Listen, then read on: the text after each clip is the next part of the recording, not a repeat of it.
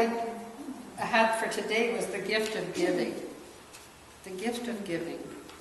And it is a phenomenal gift. And they have done research that people who volunteer live healthier, happier, fuller lives. And of course I believe that. And whether we are volunteering or whether we're working at what we're doing in our life work, when we are there with our heart, then we open those doorways to absolute wondrous things happening within our community and within the people who are going to be talking to us today. I want to just mention Malachi 4, verse 10. It says, "Bring ye all the tithes into the storehouse, that there may be meat in mine house. And prove me now herewith, saith the Lord of hosts, if I will not open you the windows of heaven and pour you a blessing, that there shall not be room enough to receive it." And that's the law of giving. It is that law. There's universal laws that are absolutely as certain as gravity. Now we can see gravity. We just saw it. You drop something, it falls on the floor or wherever it's going to head to. But the laws of life are every bit as certain, and the law of circulation is every bit as certain as the law of gravity. So we believe at a level of community that giving of our good is vitally important to those people that are doing good works in our community. So that is what this day is about. So individually at the level of community, we give in order to be immersed in and flowing in that divine flow of life. So the recipients of our tithe are here to share their areas of giving and their areas of work in the larger community of Victoria. So we are going to begin with our first recipient, and that is Merlisa, who is a volunteer for the International Association of Transformation.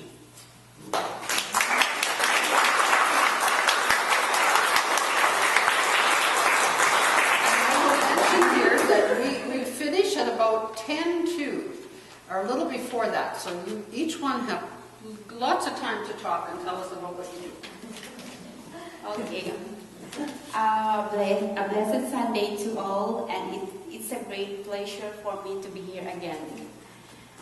On behalf of IAT family, I am extremely honored to thank this wonderful congregation and the individual sponsors who care for children in need in the heart of indigenous people of Kalinga, Philippines. Even if this congregation is small, your good deeds are so remarkably huge, helping other people who are in need. Your continuous generosity is a big help to IAT, especially for the underprivileged kids who thirst for education but cannot afford it. But with your help as sponsors and donors, they are able to finish their schooling, able to support their families, and eventually help their people applying IAT's philosophy. Your help enables hundreds of underprivileged children to progress through elementary, secondary, and university education. Most of program graduates have returned to their respective communities and are working to improve the conditions of their people. Many others have assumed leadership positions in local government or with non-government organizations in the Philippines. One of IAT's major accomplishments is that IAT Philippines is now being managed and administered by a group or indigenous professionals, many of them educated through IAT's program. Today, we are often constrained to our domestic affairs. We think of our future with hopes at the time of recession. But when we are in trouble, people in developing countries suffer the crisis much, much more. They have to fight for their everyday needs, but they have few resources to struggle against their extreme poverty. But with your sharing, your mutual efforts, your support means so much to the kids in Kalinga, Philippines. In closing again, I wish to thank you all sponsors and donors for your donations and for sharing your blessings to them. Thank you for being with us, joining us, and supporting I-80's mission and mission. Thank you. Happy New Year, and may God bless us all.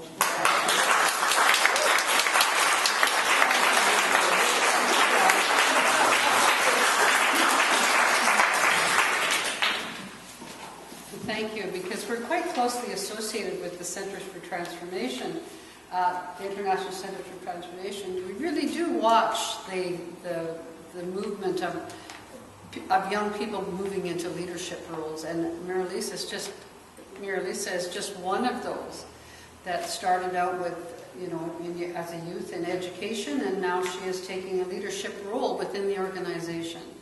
And that's how you know that transformational work is really going on. So thank you so much. And next we have the Bridges for Women. And I'll give you this. Thank you very much. I really appreciate it. This is the best part of my job, is being able to come into the community and thank generous congregations like yourself. And for such a small congregation, you really are amazing with what you're able to give back to the community, so thank you very much. Bridges for Women offers employment training and supportive services specific to women survivors of trauma or abuse. Within our programs, within the organization, we have 3 programs. Our Bridging Employment Program is where the women first come into the organization. The Mentorship Program, which matches mentees with professional women in the community to guide them to getting their jobs or getting their education finished.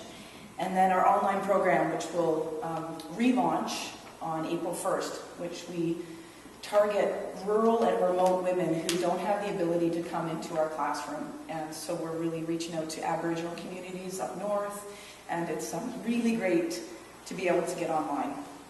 There are a number of things in our funding contracts that aren't covered where we feel is vital to offer support to the women. So Tuesday mornings we have warm breakfasts cooked. We often know that the women send their children off to school without feeding themselves. So we know that to encourage that learning environment, they head to the classroom with a full belly, ready to learn, with a full mind, ready to focus.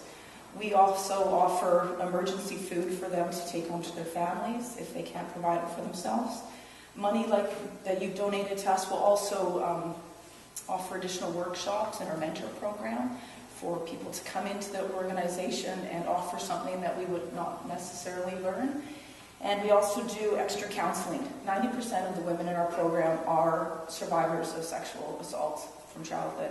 And you can only imagine how deep that trauma runs. So we do group therapy and individual counseling, but often we need to bring the women in for extra counseling to get them past their barriers and onto employment and their goals that they're looking for.